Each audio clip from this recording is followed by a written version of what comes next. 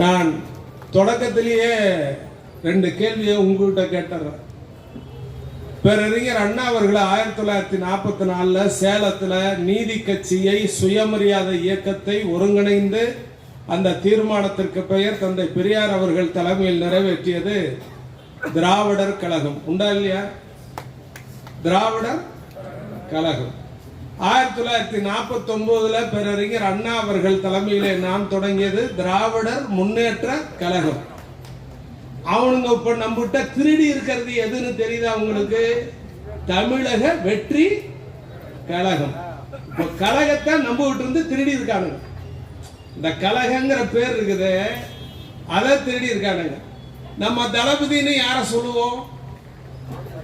நம்ம யார சொல்லுவோம்? தலைவரை சொல்லுவோம். இதே கழகத்தின் மூத்த முன்னோடிகள் திராவிட கழகத்தில் தளபதினு யார சொன்னாங்க?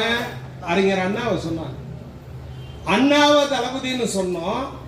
அண்ணாவின் தளபதினு சொல்லி தலைவர் கலைஞரை சொன்னோம்.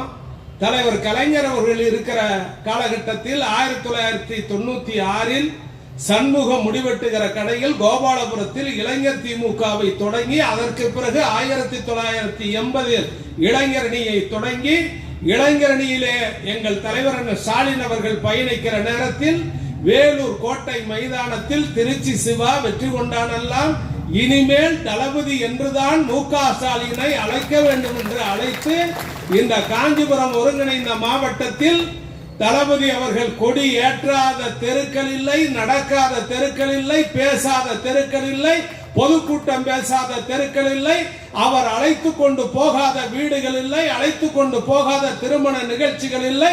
அத்தனைக்கும் பிதாமகன் தாமு அன்பரசன் என்கிற தலைவன், அவனுக்கு நிகர் எவனும் இல்லை.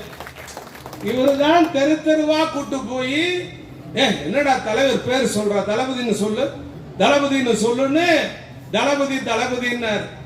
இப்ப அந்த தளபதிங்கிற பேரை திருடிட்டு போனது யாரு తెలుసா? கழகத்தை திருடிட்டாங்க, தளபதிய திருடிட்டாங்க. நல்ல வேளை ஒரு சினிமா விழால சூப்பர் ஸ்டார் சூப்பர் ஸ்டார்னு போட்டாங்க. சன் டிவி முதலாளி கலாநிதி மாறன் அவர்கள் ரஜினிகாந்த் அண்ணனை வச்சுக்கிட்டு சூப்பர் ஸ்டார்னு நீ சொல்ற, சூப்பர் ஸ்டார் ரஜினிகாந்தை போல 70 வயது கடந்தும் சினிமாவில் கொடி கட்டி பறக்கிற நிலைக்கு நீ வருகிற போது சொல் அப்படின்னு அதுக்கு ஆப்பு வச்சார். இல்லன்னா அதையும் திருடி இருப்பாங்க. என்னன்னா இந்த திருட்டு கும்பல் நேரா போறாங்க. இந்த தேர்தலில் எப்படி ஜெயிச்சாங்கிறது 2வது கட்டம். இந்தியாவில் நீங்க புரிஞ்சுக்க வேண்டியது என்னன்னா, இந்த சலூன் கடையில பேசுறது, பேஸ்புக்ல பேசுறது 2 செய்தி சொல்றேன். சலூன் கடையில பேசிக்கிறாங்க. என்ன பேசிக்கிறாங்க? நம்ம தலைவரை கொளத்தூர்ல எவனாலும் தோக்கடிக்க முடியாதுங்க, மிசில்ல ஏதோ கோளாறுங்க. யாரு? சலூன் கடையில. அப்படியே குமரேசு சொல்ற? ஆமாண்ண, இந்தியாவிலேயே மோடிக்கு தலைவலி யாருன்னு? யாருப்பா? மம்தா பானர்ஜி, பினராயி விஜயன், நம்ம தலைவர் ஸ்டாலின்.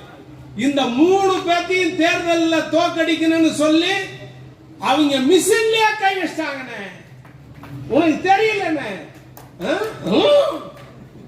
அது சலூன் கடை மேட்டர். பேஸ்புக்ல ஒரு தகவல் அப்துல்லா போட்டிருக்காரு. அவரு போடுறாரு, ஒரு வகுப்பறை நடக்குது.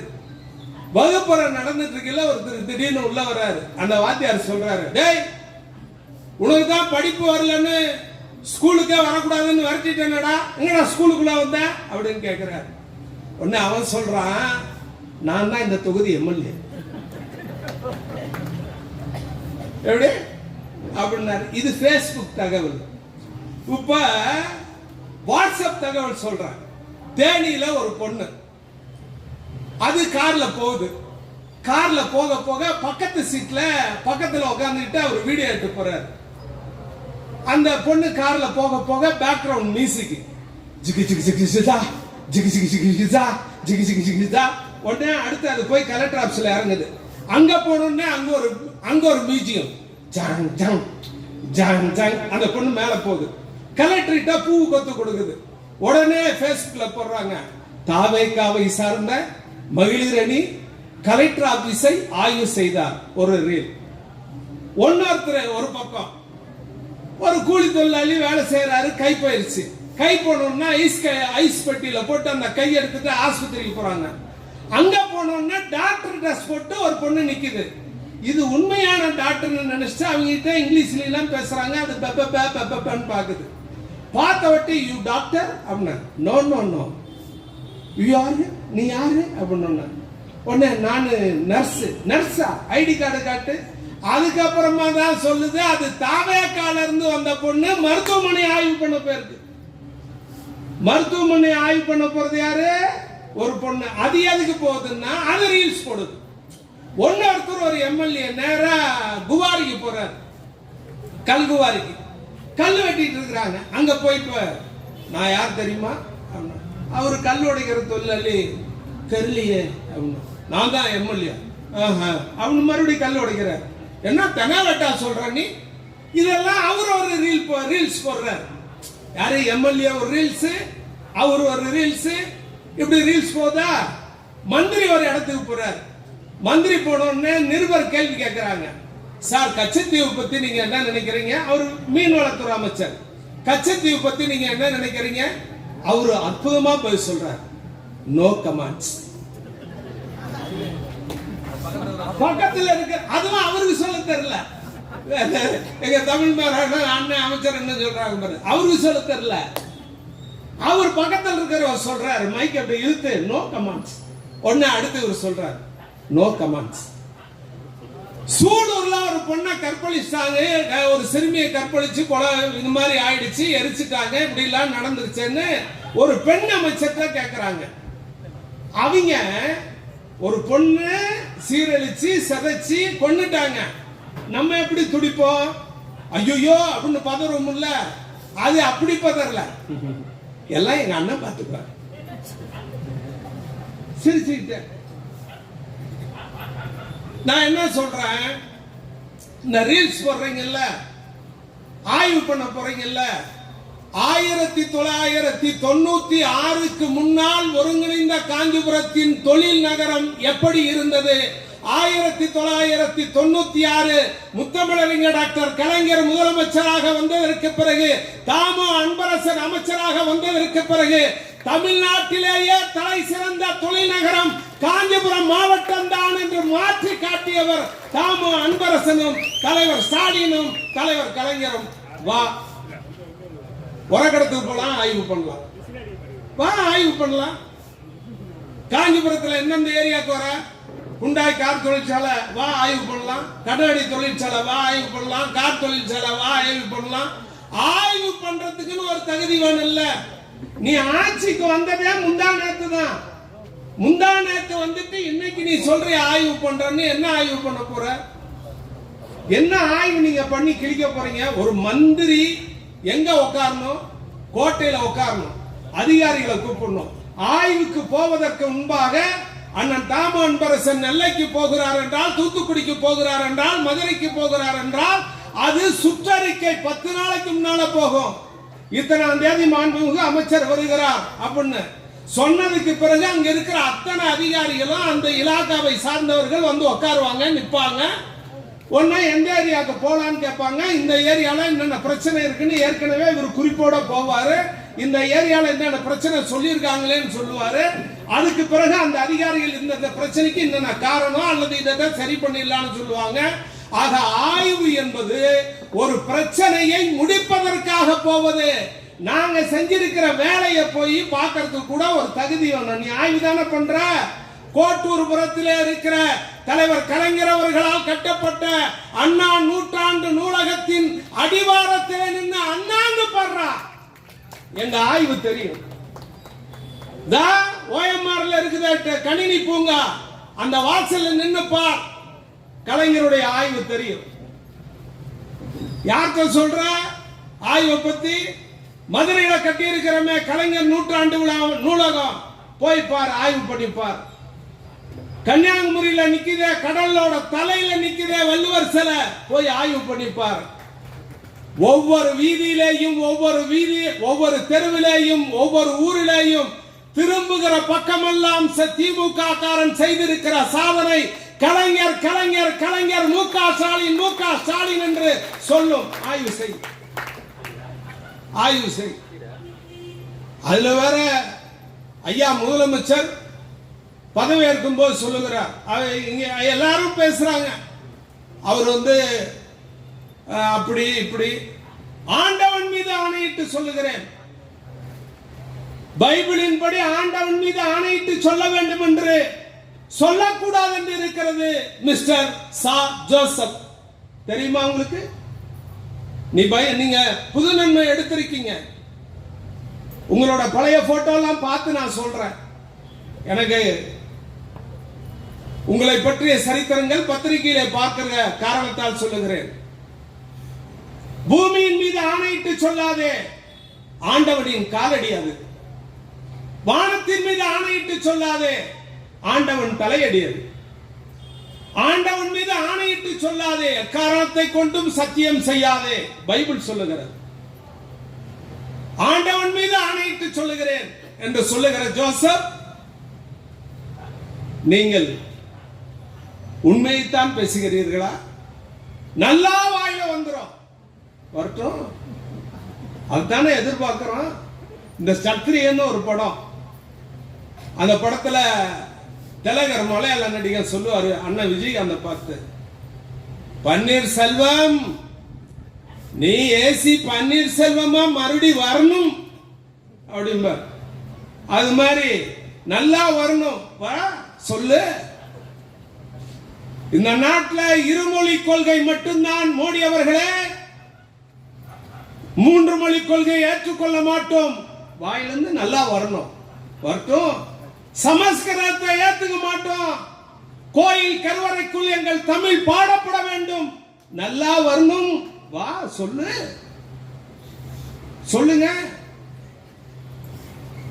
பிரதமரை போய் பார்த்தீங்களே, பத்திரிகையாளர்கள் கேட்கிறாங்க, சார் எந்த முதலமைச்சர் பிரதமரை பார்த்தாலும் பேட்டி கொடுப்பாங்க சார். இங்க இருக்கிற மந்திரியாச்சும் நோ கமெண்ட்ஸ், அங்க அதுவும் கிடையாது.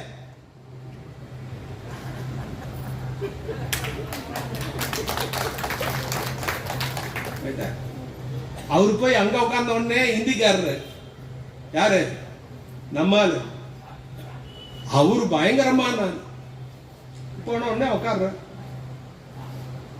तुम क्या होना है? एक्टर विजय, एक्टर मोदी बड़ा एक्टर. ஹலோ உடனே இவருக்கு ஹிந்தி தெரியல, அவருக்கு இங்கிலீஷ் தெரியல. बड़ा एक्टर मोदी जी. ओ अच्छा. ஆமா. உடனே சொல்ல போட்டோ எடுத்தாங்க. எடுத்து ஷூட்டிங் முடிஞ்ச உடனே அவரே எந்திரிச்சாரு. அவரு மோடி,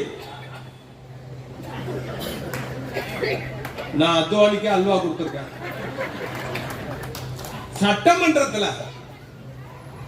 சட்டமன்றத்தில் எதிர்கட்சி தலைவர் சொல்லிட்டே இருக்காரு, பாருங்க எங்களுக்கு இவ்வளவு பேர் உங்களை இந்த ஆட்சி வேணும்னு சொல்லிலாம் யாரும் ஓட்டு போடல. 1.5 கோடி பேர் உங்களுக்கு ஓட்டு போட்டிருக்காங்க, 4.5 கோடி பேர் எங்களுக்கு ஓட்டு போட்டிருக்காங்க, நீங்க வேணான்னு சொல்லி அப்படின்னு சொல்லி எல்லாம் சொல்றாங்க. அவரு எதிர்கட்சி தலைவர் சொல்லிட்டே வர உதயநிதி ஸ்டாலின் சுத்தி எல்லாம் அந்த தாவேக்காவா உட்கார்ந்துருக்காங்க. முதலமைச்சர்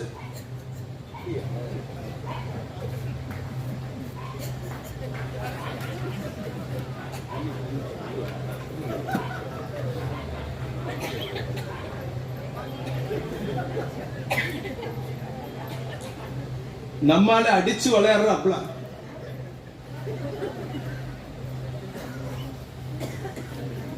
எவனாச்சும் காப்பாத்துங்கடா, எவனாச்சும் பதில் சொல்லுங்கடா, எவனாச்சும் எழுதி கொடுங்கடா. சபாநாயகரை பார்க்கிற அவரு புதுசு, அவருக்கு ஒண்ணும் புரியல. இந்த பக்கம் திரும்புறாரு, அந்த பக்கம் திரும்புறாரு. நம்மால அடிச்சு விளையாண்டு கடைசியா சொல்லிட்டு ஒரே வார்த்தையில முடிச்சாரு, நீங்கள் இந்த ஆட்சியில் நம்பிக்கை கோரும் இந்த தீர்மானத்தில் நாங்கள் கலந்து கொள்ளவில்லை. ஜனநாயகப்படி நாங்கள் எதிர்க்கட்சியாக சிறப்பாக செயல்படுவோம், எதிர்க்கட்சியாக செயல்படுவோம், எதிரி கட்சியாக செயல்பட மாட்டோம் அப்படின்னு கலைஞர் சொன்ன வார்த்தையை சொல்லி முடிச்சார். இவர் வெளியே போனதுக்கு பிறகுதான் அந்த கோட்டை அப்பாடா போயிட்டான். யாரு? முதலமைச்சர் ஜோசப் விஜய் அவர்கள். நான் என்ன சொல்றோம், நன்றி சொல்றதுக்கு திருச்சிக்கு போனீங்களே விமானம் ஏறி, பக்கத்தில் இருக்குது பெரம்பூர், ஏன் போகல? பக்கத்தில் இருக்குது, அங்க உங்களுக்கு தானே போட்டாங்க ஓட்டு, போகலையே. ஸ்ரீவைகுண்டத்தில் உங்க ஆட்சியில பொண்ணுக்கு நேர்ந்திருக்கிற பிரச்சனை என்ன? இவ்வளோ விஞ்ஞானம் வளர்ந்தும் அந்த பொண்ணுங்களுக்கு கூல்ட்ரிங்க்ஸ்ல மயக்க மருந்தை கொடுத்து சீரழிச்சிருக்கானுங்க. யாரு? அல்லு சில்லு. அந்த கட்சிக்கு பேர் என்ன? அல்லு சில்லு.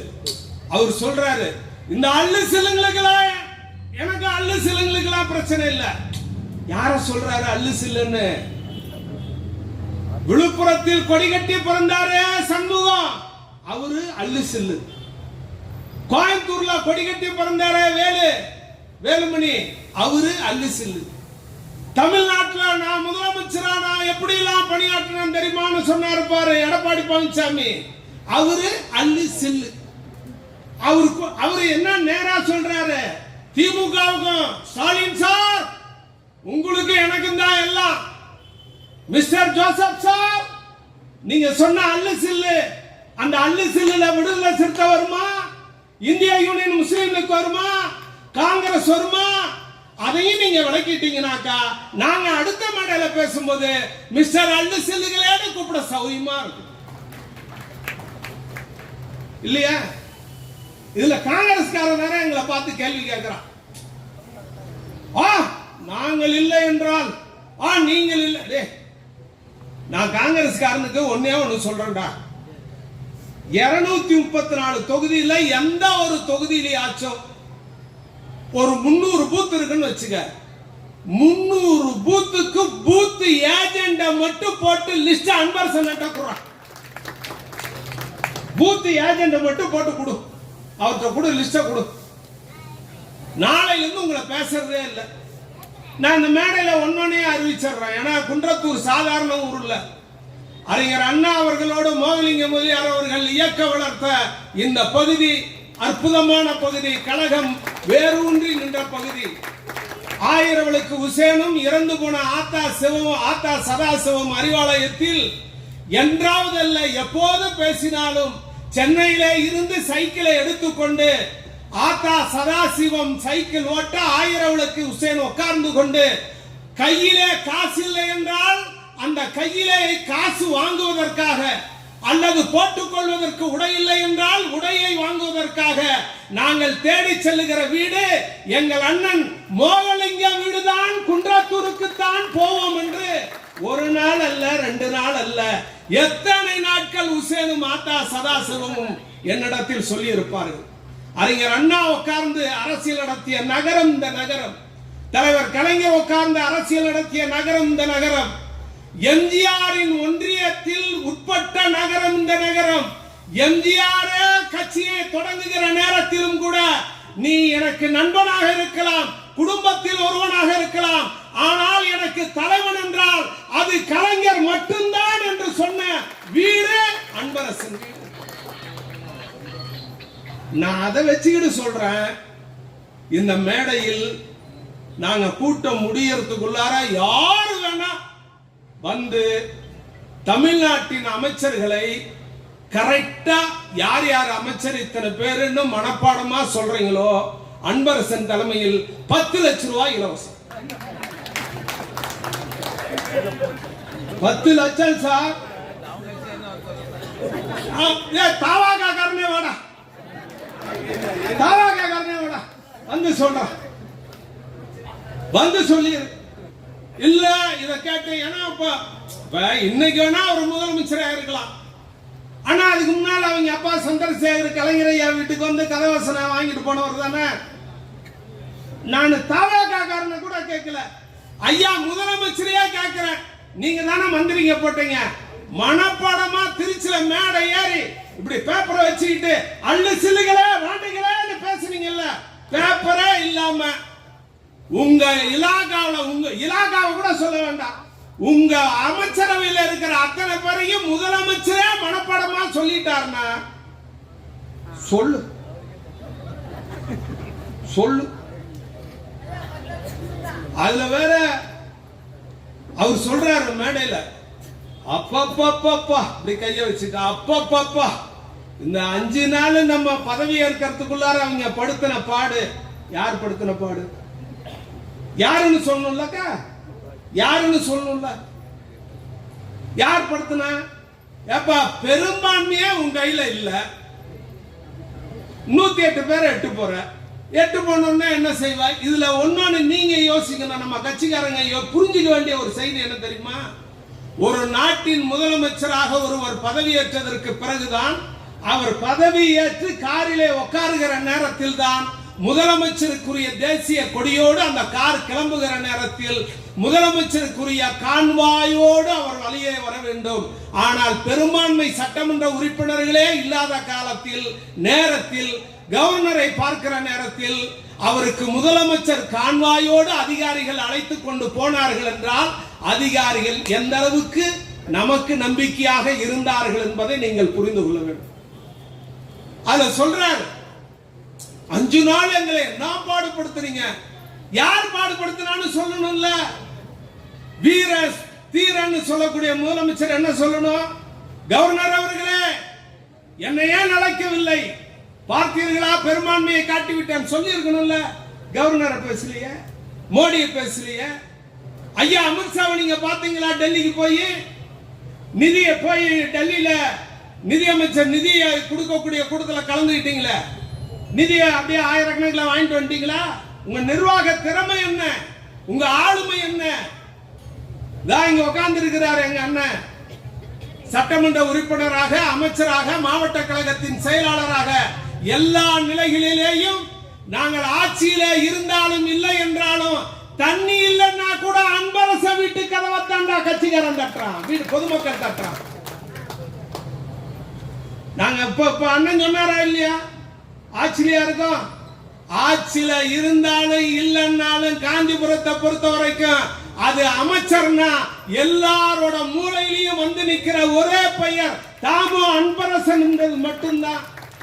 ஆட்சியில இருக்கிறனால ஒரு தலைவனுடைய பெருமை வரும், ஆட்சியில இல்லாதனால பெருமை போயிடும் நினைக்காத. கொளத்தூர் அதுல ஆதவர்ஜி நான் சொல்றேன் என்னன்னு, நாங்கள் டார்கெட் பண்ணதே கொளத்தூரை தான் டார்கெட் பண்ணோம். நான் சட்டமன்றத்தில் எந்திரிச்சு கேட்கலான்னு நினைச்சேன்.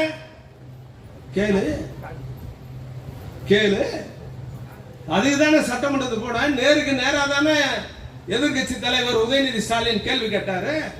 பதில் நீங்க அங்கெல்ல சொல்லணும். 4 நாள் கழிச்சு ரூம் போட்டு யோசிச்சு அதுக்கப்புறம் மேடையில வந்து சொல்றாரு, இளவரசர் அவர்களே உங்கள் நெத்திக்கு நேராக கேட்கிறேன். நேருக்கு நேரா எங்க? 4 நாள் கழிச்சு 25 மாநகராட்சியிலேயும் நீங்கள் டெபாசிட் வாங்க மாட்டீர்கள். அப்பா ஐயா நெஞ்சு வலிக்குதுரா சாமி, என்னால தாங்க முடியல. இந்த கட்சி ராஜாஜியை பார்த்து, இந்த கட்சி மொராஜி தேசாயை பார்த்து, இந்த கட்சி கக்கனை பார்த்து, காமராஜரை பார்த்து, மணலி கந்தசாமியை பார்த்து, ஓமந்தூர் ரெட்டியாரை பார்த்து, இந்த நாட்டில் பக்தவசலத்திலிருந்து பெரிய பெரிய ஜாம்பவானை எல்லாம் பார்த்து, கடைசியா எம்ஜிஆர்ல இருந்து ஜெயலலிதால இருந்து கடைசியில இந்திய அளவுல எடுத்துக்கிட்டீங்கன்னா இந்திரா காந்தி அம்மால இருந்து ராகுல் காந்தி வரைக்கும் இந்திய அரசியல் அத்தனை ஆளுமைகளையும் ஊதி தள்ளிய தலைவர் கலைஞர் என்கிற மகத்தான தலைவன் தூக்கி பிடித்த கொடிப்பார். அவர் சொல்றார், 25 மாநகராட்சிகளில் நாங்கள் ஊதி தள்ளி விடுவோம். ஏன் மிஷின் உப்பியா வாங்கி வச்சிங்களா என்ன? மிஷின் பெட்டிக்கு எது உங்ககிட்ட இருக்குதா? சொல்லிடு, மிஷின் எங்கிட்ட தான் இருக்குது, நாங்க பாத்துக்கிறோன்னு. எத்தனை மிஷின் வேணாலும் வெயி. சட்டமன்ற தேர்தலில் நீங்க நடத்தினது வேற கதை. ஏன்னா உள்ளாட்சி தேர்தலுங்கிறது வேற கதை. நீ அமைச்சர் ஆனதுக்கு ஐயா, நீங்க அமைச்சருங்க ஐயா. அப்போ அமைச்சரா இருந்து பேசுறதுக்குன்னு ஒரு இப்ப இதே குன்றத்தூர்ல அமைச்சரா இருக்கும்போது அண்ணன் பேசுற ஸ்டைல் எப்படி இருக்கும்? இப்போ மாவட்ட செயலாளரா இருந்து பேசுற ஸ்டைல் எப்படி இருக்கும்? அமைச்சராக பேசும்போது அதற்குன்னு சில கண்ணியங்கள் இருக்கு. அவர் எந்திரிச்சோன்ன நான் நெத்திக்கு நேருக்கு நேர் கேட்கிறேன், எழுதி வச்சுக்க. எம்ஜிஆர் உயிரோடு இருக்கும்போது 1986 தமிழ்நாடு முழுவதும் உள்ளாட்சியிலே வெற்றி பெற்ற இயக்கம் திராவிட முன்னேற்ற கழகம் என்பதை மறந்துவிடக் கூடாது. நாங்க எவ்வளவு பெரிய ஜாம்பவானை பார்த்திருக்கோம். எங்க தலைவர் என்ன சாதாரண தலைவனா? எங்க தலைவர் ஸ்டாலின் விஜயாலய சோழ வரலாற்றை படிச்சுப்பார். 96 விழுப்புண்கள் பெற்றான், 96 போர்க்களங்களை சந்தித்தான், 96 விழுப்புண்களை பெற்றான், 35 ஆண்டு காலம் ஆட்சியிலே இருந்தான். இது விஜயாலய சோழனுடைய வரலாறுன்னு சொல்றான். 1966 இருந்து 2026 இன்னைக்கு வரைக்கும் விஜயாலய சோழன் போர்க்களத்திலே சந்தித்த விழிப்புண்கள் 96. 1966 இருந்து 2026 வரைக்கும் என் தலைவர் மு.க. ஸ்டாலின் சந்தித்த விழிப்புண்கள் இத்தனை ஆண்டு காலமும் ஒவ்வொரு நாளும் ஒவ்வொரு போர்க்களத்தை சந்தித்து விழுப்புண்களை பெற்று பெற்று பெற்று விஜயாலய சோழனையும் தாண்டி நிற்கிற தலைவர் மு.க. ஸ்டாலின் என்கிற தமிழ் தலைவன். டெல்லியில இருக்கிறவன் தமிழனை தொடர்றதுக்கு யோசிக்கிறான. ஏன்? மு.க. ஸ்டாலின் என்கிற ஒரு பெயர் அவனை பயப்படுத்துகிறான். டெல்லியில இருக்கிறவன் இந்தியா கொண்டு வர்றதுக்கு பயப்படுறான. ஏன்? மு.க. ஸ்டாலின் என்கிற ஒரு பெயர் அவனை பயப்படுத்துது. தேர்தல் நடந்துட்டு இருக்கு, அன்பரசனை ஓட்டு கேட்டுட்டு இருக்காரு, தலைவர் ஸ்டாலின் ஓட்டு கேட்டுட்டு இருக்காரு. மகளிர் மசோதாவை கொண்டு வருகிறோம் என்று சொல்லுகிற நேரத்தில் இது ஏமாற்று வேலை. இப்போது இருக்கிற பாராளுமன்றத்தின் அமைப்புப்படியே மகளிர் மசோதா வர வேண்டும். இது மாற்று மசோதா வருமானால் அது பெண்களை ஏய்க்கிற வேலையாக இருக்கும். மறைமுகமாக இது பிஜேபி செய்கிற சதி திட்டம் என்று ஓட்டு கேட்டுக் கொண்டிருக்கிற நேரத்தில் கூட மகளிர் மசோதா போலித்தனமானது என்று தீ வைத்து கொளுத்திய போராளி மு.க. ஸ்டாலின் என்கிற தலைவர். ஜெயிப்பமா தோப்பமான்னு இவங்க ஓட்டு கேட்டு இருக்கிறாங்க. அவரு நெருப்பு வச்சு கொளுத்திட்டு இருக்காரு. ரீலா இருக்கிறவனுக்கும் ரியலா இருக்கிற என் தலைவனுக்கு வித்தியாசம் இருக்குடா தம்பி. சும்மா ஆளாளுக்கு ஏன் எங்க தலைவர் ஸ்டாலின் சொல்றாரு, எங்க தளபதி உதயநிதி ஸ்டாலின் ஏன் சொல்றாரு சனாதானத்தை எதிர்ப்போம் என்று சொல்லுகிறார். அதனாலதான் திமுக தோற்று போனது. அதனாலதான் திமுக தோக்குதுன்னா இன்னமும் தோப்போம். காரணம், இந்த மண்ணில் ஜாதி இருக்கக்கூடாது, மதம் இருக்கக்கூடாது, சடங்குகளின் பெயரால் மனிதர்கள் பிரிக்கக்கூடாது, பெண்கள் படிக்க வேண்டும், பெண்கள் உயர வேண்டும், பெண்கள் ஆட்சி அதிகாரத்தில் அமர வேண்டும் என்று இந்த மண்ணில் ஒரு புரட்சி இயக்கத்தை உருவாக்கிய தந்தை பெரியாரின் கொள்கையை காப்பாற்றுகிற ஒரு பெரும் படை திராவிட முன்னேற்ற கழகம். ஆட்சி வரும் போகும். 1795 இந்த மண்ணில் இருந்த ஒரு சட்டம் என்னவென்றால், ஆதிக்க ஜாதியிலே பிறந்தவர்கள் கொலை செய்தால் கூட குற்றம் இல்லை. ஆதிக்க ஜாதினா பிராமணர்கள், அவங்க கொலை செஞ்சா கூட குற்றம் இல்லை. 1919 வரைக்கும் இந்த நாட்டில் ஒரு சட்டம் இருந்துச்சு தெரியுமா உங்களுக்கு? ஏன் திமுக வேணும்னு சொல்றோம்? ஏன் அன்பரசு வேணும்னு சொல்றோம்? ஏன் கருப்பு சிவப்பு கொடி வேணும்னு சொல்றோம்? கருப்பு சிகப்பு வேட்டியை கட்டி கொண்டு ஒருவன் ரோட்டிலே நடந்து வந்தால் அவன் சக மனிதனை மதிப்பவன். கருப்பு சிவப்பு வேட்டியை கட்டி கொண்டு வந்தால் அவன் சாதி இல்லை என்று சொல்லுகிறவன். 1919 வரைக்கும் இருந்த சட்டத்தோட பேர் என்ன தெரியுமா? இப்படி நீங்க ஷார்ட்டா புரிஞ்சுக்கீங்க. வால்டாக்ஸ் ரோடு அப்படின்னு சொல்றோம்ல, அது மாதிரி ஸ்டாக்ஸ் சட்டம்னு ஒரு சட்டம் இருந்துச்சு. அந்த சட்டம் என்ன தெரியுமா சொல்லுது? ஒருவன் தவறு செய்து விட்டால் தவறை வைத்து தீர்ப்பு சொல்லாதே. ஒருவன் தவறு செய்து விட்டால் தவறை வைத்து தீர்ப்பு சொல்லாதே, அவன் ஜாதியை வைத்து தீர்ப்பு சொல். அந்த ஸ்டாக்ஸ் சட்டம் என்ன சொல்லுது? ஒரு மரத்தால் ஆன சட்டம் இருக்கும், நம்ம தலைக்கு மேல வரைக்கும் இருக்கும். தலையை மட்டும் உள்ள விட்டு பூட்டிடுவான், அப்படியே தலை தொங்கிட்டே நிற்கும். ஒன்னொரு தவறுக்கு ரெண்டு கால்ல போட்டு கட்டையை கட்டி விட்டுருவான். நடக்க முடியாது, அசைய முடியாது. இன்னொரு தண்டனைக்கு 2 கை 2 காலை உள்ள விட்டு தொங்குற மாதிரி விட்டுருவான். இப்படி தாழ்த்தப்பட்ட மக்களுக்கு வழங்கப்பட்ட சட்டம் தான் ஸ்டாக் சட்டம். அந்த சட்டத்தை 1919ஆம் ஆண்டு வரைக்கும் சென்னை வீதியிலேயும் இருந்தது. இப்படி சாதியின் பெயரால் நடைபெறுகிற கொடுமைகளை தகர்த்திருந்த ஒரே புரட்சியாளர் தந்தை பெரியார். பெரியாரின் தத்துவத்தை காக்கிற திமுக. அதனாலதான் நாங்க சட்டமன்றத்தில் அவர் பேசும்போது என்ன சொன்னாரு? எதிர்க்கட்சி தலைவரே, மக்களை பிரிக்கும் சனாதனத்தை நாங்கள் எதிர்ப்போம் அப்படின்னு சொன்னார். அதெல்லாம் அவங்களுக்கு தெரியாது. தலைவர் கலைஞருடைய பிறந்த நாள் விழா, கலைஞர் உட்கார்ந்த இடத்துல யார் வேணா உட்காரலாம். அவர் உட்கார்ந்த இடத்துல உட்காரலாம், நடந்த இடத்துல நடக்கலாம், பேசின இடத்துல பேசலாம். ஆனால் இந்த மண்ணில் பொன்னர் சங்கர் காவியத்தை எழுதி, பொன்னர் சங்கர் காவியத்தில் குன்றுடையான் கவுண்டனை இந்த மண்ணிற்கு பெரும் புகழை தரக்கூடிய எழுத்தாளனாக அடையாளப்படுத்திய தலைவர் கலைஞர். செல்லாத்தா கவுண்டனை எழுதியவர் கலைஞர், மாந்தியப்பனை எழுதியவர் கலைஞர், தலையூர்காலியை எழுதியது கலைஞர். இது பொன்னர் சங்கர் காவியம். ரோமபுரி பாண்டியனை எழுதிய தலைவர் கலைஞர். பெருவழுதி பாண்டியன் யவன நாட்டுக்கு போனான் என்று, அவனுடைய தூதுவர்கள் போனார்கள் என்று நம்முடைய தலைவர் எழுதினார்.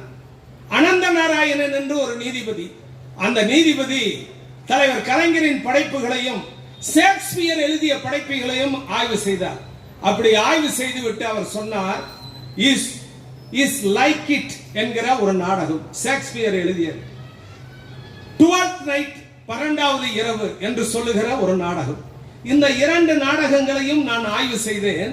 ஷேக்ஸ்பியர் என்ன எழுதியிருக்கிறார் என்றால், பெண்ணாக இருக்கிற ஒருவர் ஆண் வேடம் தரித்துக் கொண்டு காட்டுக்குள் போய் தன்னுடைய எதிரிகளை கண்டுபிடிக்கிற ஒரு காட்சி. அப்போ இதே மாதிரி ரோமபுரி பாண்டியன்ல கலைஞர் முத்துநகைன்னு ஒரு பொண்ணை எழுதுறாரு. ஒரு பெண் ஆண் வேடம் தரித்துக் கொண்டு இருங்கோவேல் மன்னனை தேடிக்கொண்டு போகிறாள் என்று எழுதுகிறார்.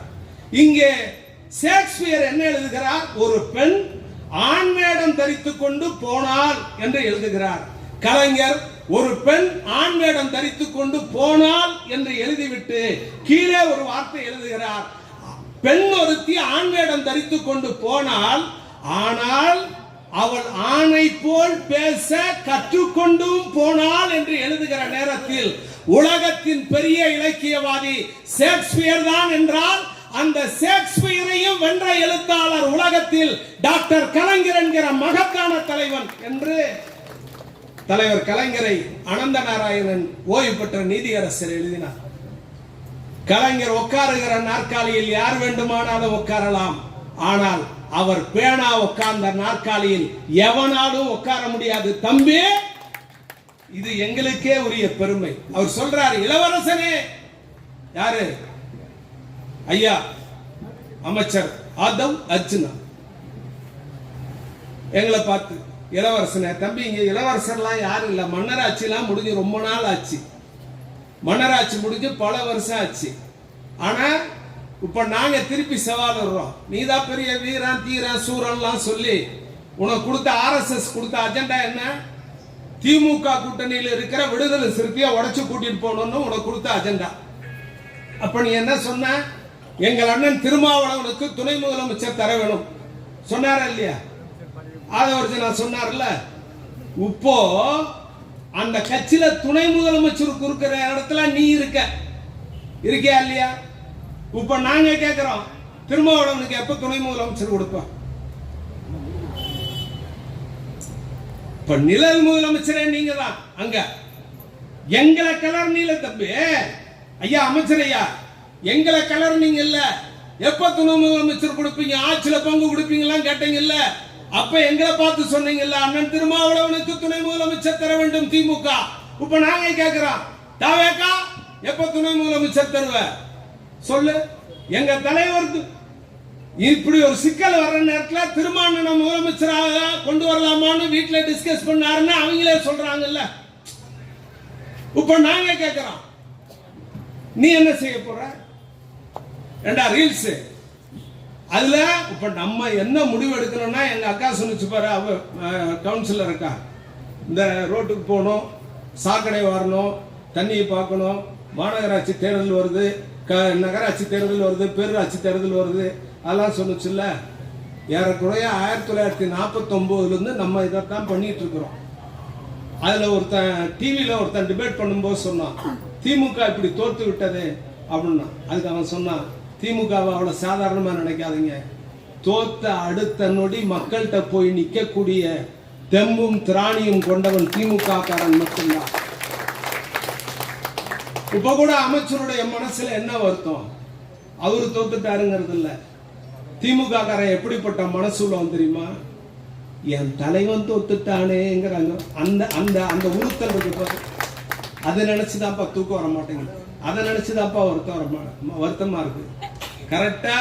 ஆனா பெரிய கொடுப்பனைங்க எனக்கு. 9:50 அறிவாலயம் போறேன், பயங்கர போலீஸ். 10:20 திமுக பின்னடைவுன்னு போடுறான், பயங்கர போலீஸ். கொஞ்சம் போலீஸ் ஆயிடுச்சு. 11:10 திரும்பி வந்து பார்க்குறேன், எல்லா போலீஸும் போயிடுச்சு எங்க அறிவாலயத்தில். அப்ப நான் உள்ள இருந்து மறுபடியும் வந்து பார்த்துட்டு மறுபடியும் கொஞ்ச நேரம் கழிச்சு 12 மணிக்கு நம்ம தம்பிங்க வந்தாங்க உள்ள. அப்ப நான் கேட்கிறேன், எல்லாரும் போயிட்டாங்களாடாண்ணா? இல்லைண்ணே, 4 போலீஸ் இருக்காங்க. ஏன்டாண்ணே? அவங்க கோர்சல் டீம், தனிப்பிரிவு, அவங்களுக்கு ஆர்டர் வந்தால் தான் வெளியே போக முடியும். எல்லா போலீஸும் போயிடுச்சு. திமுக காரன் போலீஸ்காரர்களை நம்பி அல்ல, கருப்பு சிகப்பு வேட்டியை கட்டி கொண்டு கசங்கிய சட்டையோடும் கசங்கிய வேட்டியோடும் கலங்கிய கண்களோடும் அறிவாலய வாசல்ல மட்டும் இல்ல, எங்க மாவட்ட செயலாளர் போனாலும், எங்க கட்சி தலைவன் போனாலும், எங்க கட்சிக்காரன் போனாலும், அந்த கசங்கிய சட்டையோட நின்றுகிட்டு இருக்கிற, கலங்கிய கண்ணோடு நின்றுட்டு இருக்கிற, கசங்கின அந்த துண்டை அப்படி தோல்ல போட்டுக்கிட்டு, கலைஞர்னு சொன்ன உடனே, தளபதி ஸ்டாலின் சொன்ன உடனே அவன் தலைவான்னு கத்தராம வர்றா. அதுதான்டா நாங்க சம்பாதிச்ச சொத்து. நாங்க வேற என்னத்தை சம்பாதிச்சோம்? திராவிட முன்னேற்ற கழகம் என்கிற இந்த மகத்தான இயக்கம், திராவிட முன்னேற்ற கழகம் செய்திருக்கிற சாதனை, இந்த 8000 ரூபாய் கூப்பன் அப்படியே பிரேக்ல இருக்கு. நேத்து எங்க தலைவர் சொல்லி அவ்வளவு கண்ணியமா சொல்றாரு, ஆனரபிள் மிஸ்டர் சீஃப் மினிஸ்டர்னாரா. மறுபடியும் நேத்து கனிமொழி அக்கா நடத்துற ஆலோசனை கொடுக்கல, மன்னிக்கவும் மாண்புமிகு முதலமைச்சர் அவர்களே. அப்படி சொல்லும் போது அவரு அந்த வார்த்தையை சொல்லும் போது பக்கத்துல நின்று பார்க்க மனசெல்லாம் உயிரெல்லாம் புடுங்கி வீசுற அளவுக்கு, என்னடா இது இந்த தலைவர் எவ்வளவுதான்டா சகிச்சுக்குவாரு அப்படின்னு நம்ம மனசுல. ஆனா நம்மள கேள்வி கேட்கிறாங்க பாரு, கேள்வி கேட்கிறான் பாரு. காரல் மார்க்ஸ், லெனின், அப்புறம் உலகத்தில் இருக்கிற பெரிய பெரிய அறிஞர்கள் எல்லாம் யூடியூப்ல உட்காந்துக்கிறானுங்க. யூடியூப்ல உட்காந்துக்கிட்டு நம்மளை பார்த்து கேள்வி கேட்கறது எல்லாமே பெரிய பெரிய அறிஞர்கள் தான். யாரையும் சாதாரணமா குறைச்சியா மதிப்பிட முடியாது. இங்க பல்லாவரத்துல சமபந்தி போதனை நடக்குது, அதுல ஒரு தாவேக்காரன் போயிட்டான்.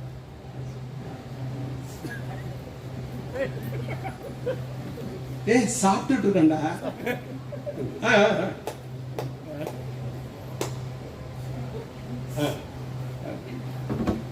டேய் என்னடா இது, நாடாடா இது? இது இங்க எங்க பார்த்தாலும் சரி இந்த செல்போனை வச்சுக்கிறாங்க. இந்த வீட்டுக்குள்ளார டான்ஸ் ஆடி இது போட்டுச்சு பாரு. இப்ப நான் இதுல என்ன சொல்ல வரேன்னா, யார் யாரெல்லாம் ரீல்ஸ் போட்டானோ, யார் யாரெல்லாம் கும்மாங்குத்து போட்டானோ, எல்லா வீட்டுக்கும் எங்க அக்கா சொன்ன மாதிரி தெரு தெருவா போறோம். போய் இங்க வா, 2500 ரூபா கொடு, 2500 ரூபா கொடு, தாய் மாமா சீர் கொடு, இந்த தங்கம் கொடுக்குற நீ அதை கொடு அப்படின்னு. இல்ல அது எங்க அண்ணன் விஜய் அண்ணா சொன்னாரு, நீ அண்ணன் சொன்னாரா ஆட்டுக்குடி சொன்னாரா எங்களுக்கு தெரியாது, காசு கொடு. இந்த ரீல்ஸ் போட்டோம் பூரா ஒரு துணி இல்ல, கவனிச்சிங்களா? ஒரே ஒரு பேட்டி கொடுத்தான் அறிவாலயத்துல, பொய்யான தகவலை பரப்பி திமுக மீது அவதூறு பரப்பினால் ஆயுள் தண்டனை பெறக்கூடிய வழக்கு தொடுக்கப்படும் அறிவிச்சதுதான். எல்லா பையனும் பயன்படுத்திட்டான். நாங்க என்ன எங்க சாதாரணமான ஆளு நினைச்சியா? இந்திரா காந்தி பிரதமராக வந்தாலும், ஐக்கிய குஜராத் பிரதமராக வந்தாலும், தேவேகவுடா பிரதமராக வந்தாலும், விபி சிங் பிரதமராக வந்தாலும், இந்த நாட்டில் ராஜீவ் காந்தியாக இருந்தாலும் அல்லது அப்துல் கலாமாக இருந்தாலும், ஜெயில் சிங்காக இருந்தாலும், ஜனாதிபதி பிரதீபா பட்டீல் வந்தாலும் சரி, இந்தியாவில் ஜனாதிபதி யார் வந்தாலும், பிரதமர் யார் வந்தாலும், கோபாலபுரத்திலே இருந்த ஆட்சி சக்கரத்தை சுழற்றுகிறவன் திமுக காரன். எங்க தலைவர் பாராளுமன்றத்துக்கு போல கலைஞர், பாராளுமன்றத்திற்கு போகாத கலைஞர் சென்னையில உட்கார்ந்துட்டு அறிவாலயத்தில் உட்கார்ந்துட்டு பாராளுமன்றத்தில் எங்கள் தாய்மொழி தமிழை செம்மொழின்னு அறிவிக்க வைத்த தலைவர் டாக்டர் கலைஞர் என்கிற தலைவர். அது கலைஞர். இந்த முறை சட்டமன்றத்துக்கு போகல. எங்க அண்ணன் தலைவர் ஸ்டாலின் சட்டமன்றத்துக்கு போல, சட்டமன்றத்திற்கு போகவில்லை. மகளிர் உரிமை தொகை கொடுப்பதில் ஆய்வு செய்யப்படும், மறுபரிசீலனை செய்யப்படும் முதலமைச்சர் தரப்புல சொல்றாங்க. சொன்ன உடனே அடுத்து இவரு சொல்றாரு, ஏற்கனவே தரப்பட்டதில் மீண்டும் ஆய்வு செய்ய என்ன இருக்கிறது?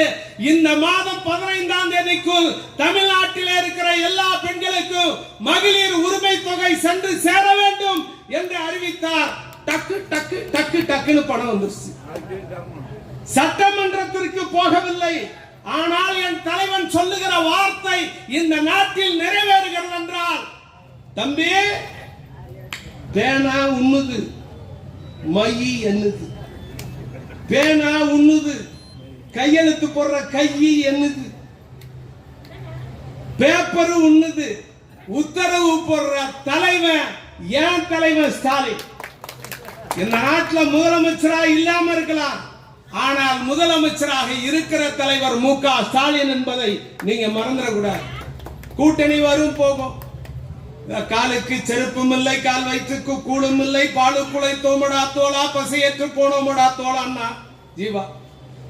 கம்யூனிஸ்ட் அது ஒரு ஸ்டைல போயிருச்சு, முஸ்லீம் லீக் அது ஒரு ஸ்டைல போயிருச்சு, விடுதலை சிறுத்தை அது ஒரு ஸ்டைல போயிருச்சு. என்ன ஸ்டைல போயிருக்கு? நாளைக்கு இந்த சமூகத்தில் ஒரு பிரச்சனைனா அடுத்த நிமிஷம் எல்லாத்தையும் உதறி தள்ளிட்டு மு.க. ஸ்டாலின் மட்டும்தான் இந்தியாவையும் இந்த நாட்டையும் காப்பாத்துகிற தலைவர்னு வந்துருவாங்க. நாங்க சும்மா அனுப்பிச்சிருக்கிறோங்க, சும்மா நீ போய் அங்க கூட இரு பார்த்துக்குவோம் அப்படின்னு எங்க இருந்து அனுப்பிச்சிருக்கோம்? சித்திரஞ்சாலை வீட்டுல இருந்து அனுப்பிச்சிருக்கோம் இல்லையா? அம்ச வாட்டி தான் உங்களோட ஆட்சி நடக்குது. அதுல ஒண்ணு நம்ம ஆட்சி நடக்குதுன்னு தலைவர் சொல்லிட்டாராம். உடனே மறுநாளே அவங்களை பிடிச்ச அவசரமா ஒரு பேட்டி கொடுக்க வைக்கிறாங்க. இல்லை, நாங்கள் யாரை கேட்டும் செய்யவில்லை, அதை கேட்டும் செய்யவில்லை, இதை கேட்டும் செய்யவில்லை, அது செய்யல இது செய்யல. அதெல்லாம் ரைட்டு. 1.5 மாசத்துக்கு முன்னால வரைக்கும் உங்க வாயால் இந்த நாட்டில் சிறந்த முதலமைச்சர் மு.க. ஸ்டாலின் என்று சொல்ல வைத்ததும் நீங்க தான் சார். இந்த மக்கள்கிட்ட போய் முதலமைச்சரா மீண்டும் ஸ்டாலின் வரணும்னு கேட்டது நீங்க தான் சார். ஸ்டாலினுக்கு ஓட்டு போடுன்னு கேட்டது நீங்க தான் சார். 1.5 மாசத்துக்கு முன்னால வரைக்கும் பேசுனது நீங்க தான் சார். நீங்க எம்எல்ஏவா வரணும்னு வேலை பார்த்தது நாங்க தான் சார். எங்க அண்ணன் செல்வ பெருந்தகை ஜெயிக்க வச்சது யாரு? போன தடவை ஜெயிக்க வச்சது யாரு? இதே குன்றத்தூர்ல வந்து உட்கார்றப்ப காங்கிரஸ் கூட்டணி போகுதாப்பா அப்படிங்கிறப்ப, என்னப்பா யார்ப்பா கேண்டிடேட்ங்கிறப்போ கார்ல வந்து குன்றத்தூர்ல அன்பரசன் வீட்டுல உட்காந்து அண்ணாத்தான் நிக்கிறேன் அப்படின்னு ஒண்ணு அண்ணன் செல்வ பெருந்தகையை கௌரவமாக ஜெயிக்க வைத்து சட்டமன்றத்துக்கு அனுப்பியவன் திமுக தொண்டனே தவிர வேறு யாரும் கிடையாது.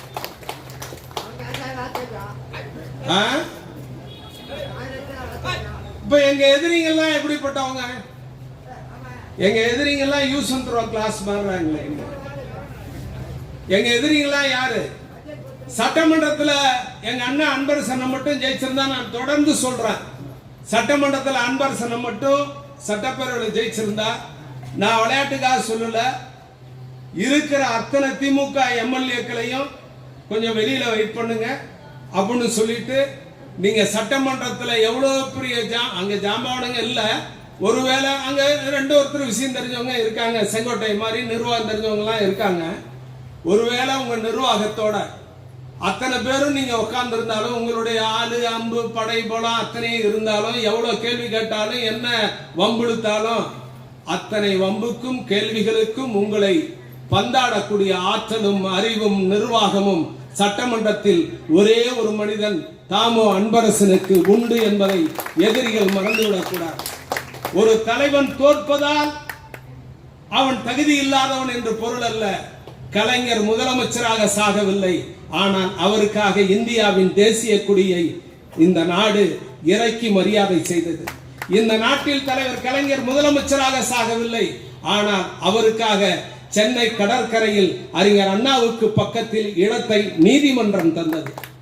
இந்த நாட்டில் கலைஞர் முதலமைச்சராக சாகவில்லை. ஆனால் உலகத்தில் தமிழன் எங்கே வாழ்ந்தாலும் உன் இனத்தின் தலைவன் யார் என்று கேட்டால் கரிகால சோழனுக்கு பிறகு கலைஞர் தான் என்று எல்லோரும் சொல்லுகிறானே, அதை போல இந்த நாட்டில் ஆட்சி இல்லாமல் இருக்கலாம். கடைக்கோடியிலே கன்னியாகுமரியின் கலியாக்காவளியிலே பஸ் ஏறுகிற ஒரு பெண்ணை பார்த்து இந்த பேருந்தில் போகிறாயே யார் காரணம் என்று கேட்டால் என் தலைவன் மு.க. ஸ்டாலின் தந்தது என்று சொல்லுவார். மாதமானால் 1000 ரூபாய் டக்குன்னு டக்குன்னு விழுகுது.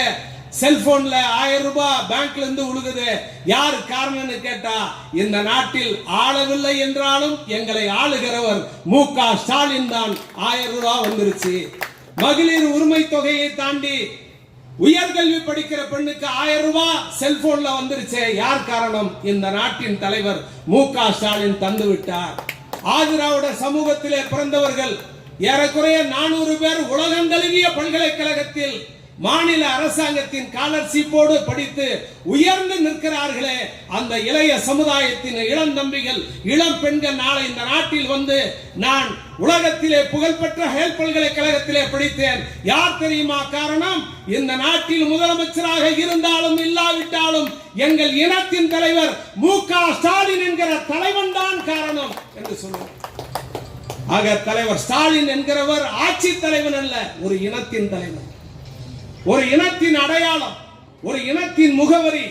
டெல்லிக்காரன் வந்து பேச சொல்லு, எங்க ஐயா மோடி 10 வருஷமா இந்த நாட்டை ஆண்டிட்டு இருக்கார், 10 வருஷம் தாண்ட போறார். हमारा देश के डिजिटल इंडिया है, हमारा देश के ईयर 2 crore यूथ पीपल है, गवर्नमेंट जॉब है. கீழே நம்மால் பூரா சோகா பேசுறான்டா. 10 வருஷம் ஆயிடுச்சு. இப்போ நாங்க கேட்கிறோம், மோடி जी हमारा देश के डिजिटल इंडिया है. अच्छा ईयर 2 crore यूथ पीपल है, गवर्नमेंट जॉब क्या है? नहीं है.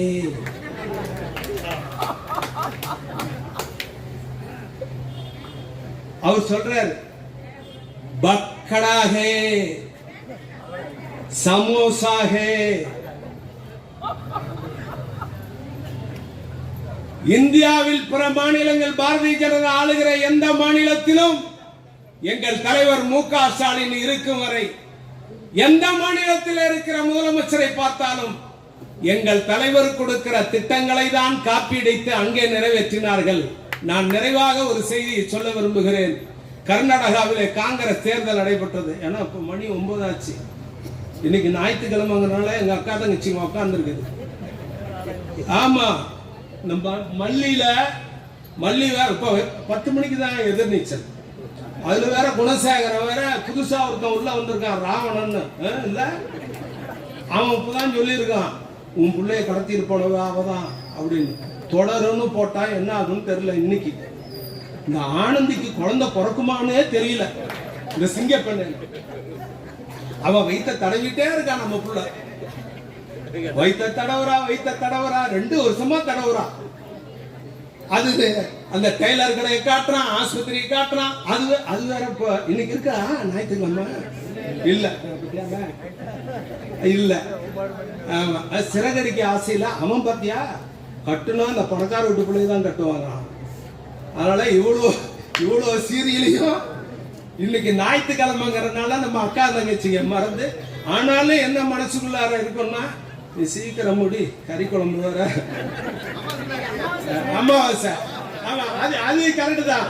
அதுல என்ன நினைக்கும், இது வேற தெருவா இருந்துச்சு, வேற ஏரியாவா இருந்துச்சுனாக்கா அதெல்லாம் ஒன்றும் பிரச்சனை இல்லை அப்படின்னு அதான் சாப்பிடுவாங்க. அது நினைக்கும். அப்புறம் ஒன்று ஒரு சில நம்ம அக்கா தங்கச்சிங்க சில பேர் இருப்பாங்க, நிறைய கட்டிங் போட்டிருப்பான், இருப்பான். சரி ஞாயிற்றுக்கிழமைங்கிறனால திராவிட முன்னேற்ற கழகம் என்கிற இந்த வசந்த இயக்கத்தை காப்பதற்கு இந்த முதலமைச்சர்கள் அல்ல, எங்கள் இயக்கத்தில் இப்ப எங்க அண்ணன் சொன்னாரு, நம்ம ஆளுங்களை பத்திரமா பார்த்துக்கலாம், அப்படின்ட்டு அது கூட அவர் இங்க தான் சொன்னாரு. காஞ்சிபுரம் மாவட்டத்திலிருந்து யார் ஆட்சிக்கு வந்தாலும் என்ன அதிகாரத்தில் இருந்தாலும் பதவிக்காகவோ அதிகாரத்திற்காகவோ பணத்திற்காகவோ தொழிலில் இப்படி ஜெயிக்கணும் அப்படி ஜெயிக்கணுங்கிற எண்ணத்திற்காகவோ எதற்காகவும் மயங்காமல் கருப்பு சிகப்பு கொடிக்காக மட்டுமே மயங்கி வாழுகிறவன் தான் திமுக காரன். காஞ்சிபுரம் வடக்கு மாவட்டத்திலிருந்து ஒருத்தன் கூட போலப்பா என்று சொன்னாரே, இந்த அவர் சொன்னார் ஒருத்தன் கூட போலப்பான்னார்ல, இந்த ஒரு வார்த்தைக்காகத்தான் கடற்கரையிலே உறங்குகிற கலைஞர் கண் விழித்து உன்னை பார்க்கிறார். அன்பரசு, உன்னை வளர்த்தது வீணாகவில்லை என்று வாழ்த்துகிறார். திராவிட முன்னேற்ற கழகத்தில் தலைவர் கலைஞர் சொன்னார், மேடையிலே இருந்து கொண்டு, மேடையிலே இருப்பவர்கள் வரலாம் போகலாம், ஆனால் கீழே இருக்கிற நீங்கள் கலைந்து விடாமல் நான் பார்த்து கொள்ள வேண்டும் என்று சொன்னார். அந்த வார்த்தையை அன்பரசனை இதயத்தில் வெட்டி கல்வெட்டா வெட்டி வச்சிருக்கிறதுனால தான் அவர் சொல்றாரு, கீழே இருக்கிறவன் கலைந்து போகாமல் பார்த்து கொள்ளுகிற தமிழ்நாட்டின் ஒரே மாவட்டம் தாமோ அன்பரசனின் மாவட்டம். இது தலைவர் ஸ்டாலினுடைய மாவட்டம், அவருடைய நேரடி பார்வையிலே இருக்கிற மாவட்டம். நான் இன்னும் சொல்லுகிறேன், எந்த டிவி எடுக்கிறாங்கன்னு எனக்கு தெரியல. திங்கக்கிழமை இல்ல, இங்க அண்ணன் இருக்கிறார், திங்கக்கிழமை துணை முதலமைச்சர் வருவார், புதன்கிழமை முதலமைச்சர் வருவார், மறுபடியும் சனிக்கிழமை துணை முதலமைச்சர் வருவார், மறுநாள் பார்த்தா ஞாயிற்றுக்கிழமை முதலமைச்சர் வருவார். இந்த காஞ்சிபுரம் மாவட்டத்தில் தலைவரும் முதலமைச்சரும் எடுத்து அடுத்து ஒரு நிகழ்ச்சினா கால் வச்சு அந்த நிகழ்ச்சியை நடத்திடணும் அப்படின்னு கால் வைக்கிற மாவட்டம் ஆட்சியில் இருக்கும் போதும் இல்லாத போதும் அந்த நிகழ்ச்சியை நடத்தி முடிச்சிரு அப்படின்னு அவங்க நம்பிக்கையா ஒருத்தர்கிட்ட சொல்றாங்கன்னா அது தாமோ அன்பரசன் மட்டும்தான். எங்க திங்கக்கிழமை ஒரு நிகழ்ச்சிங்க, நினைச்சு பாருங்க, துணை முதலமைச்சர் வருவாரு, புதன்கிழமை முதலமைச்சர் வருவாரு, சனிக்கிழமை எதிர்கட்சி தலைவர் எதிர்கட்சி தலைவரா இருக்கிற துணை முதலமைச்சர் வருவார், அடுத்த திங்கக்கிழமை முதலமைச்சர் வருவாரு. வாரத்துல 7 நாளைக்கு முதலமைச்சர் வந்தாலும் துணை முதலமைச்சர் வந்தாலும் அந்த விழாக்களை மிக மகத்தான விழாக்களாக நடத்துகிற அப்பளுக்கில்லாத உழைப்பாளி, உயர்ந்த உழைப்பாளி, உச்சத்தில் இருக்கிற உழைப்பாளி, எவரும் இந்த உழைப்புக்கு நிகரில்லை என்று சொல்லுகிற உழைப்பாளி தாமோ அன்பரசன் என்கிற மகத்தான உழைப்பாளி. அவர் தலைமையிலே தலைவர் கலைஞர் புகழ் ஓங்கி நிமிர்ந்து நிற்கட்டும். எதிர்கட்சியாக நாம் இருக்கிறோம், எதிர்கட்சியாக இருக்க மாட்டோம்.